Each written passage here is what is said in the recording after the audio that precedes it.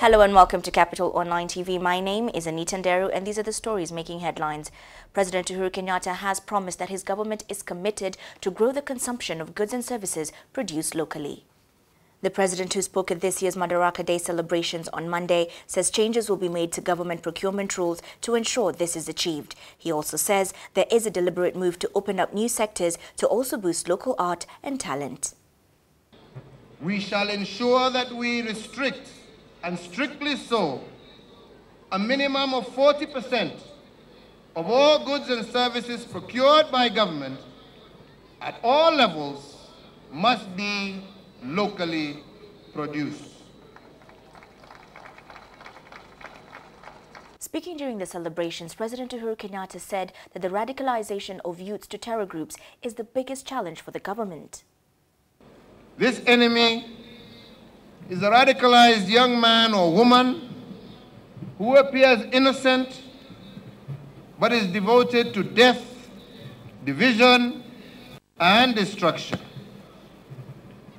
He or she has been misled to believe that they are doing God's work by those of different faiths. In other state events, President Uhuru Kenyatta is among several heads of state and government scheduled to attend tomorrow's inauguration of Sudanese re-elected President Omar Hassan Bashir. After the swearing-in ceremony, the invited leaders from Africa and the Middle East will retreat for a reception at the new Republican Palace in Khartoum. Besides President Kenyatta, the other heads of state and government listed as guests at the inauguration ceremony include African Union Chairman and Zimbabwean leader Robert Mugabe.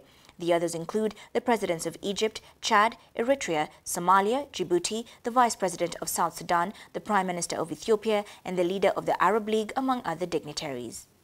And now we take a look at the business news, where Nairobi Governor Evans Kidero is urging members of parliament to pass the Division of Revenue Bill when they meet on Wednesday. Speaking during the 52nd Madaraka Day celebrations at the Nyayo National Stadium, Kidero appealed to the MPs to put aside political differences to ensure counties get money to use. If the bill is not passed by Parliament, counties will not have money to spend for the next 6 months.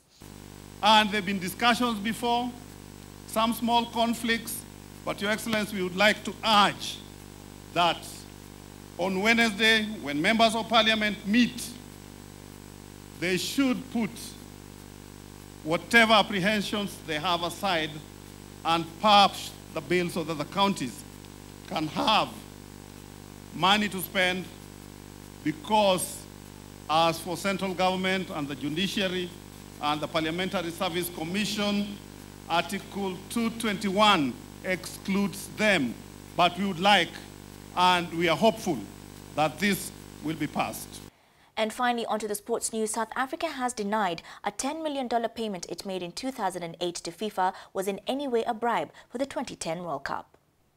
Being the latest twist to the massive corruption scandal engulfing the world's football governing body, 2 separate investigations are being carried out by American and Swiss authorities for alleged rampant and long-running corruption within FIFA, with several top officials arrested and accused by U.S. investigators of taking tens of millions of dollars in bribes. We're very clear that there's nothing that we do that is unlawful with regard to the FIFA 2010 World Cup.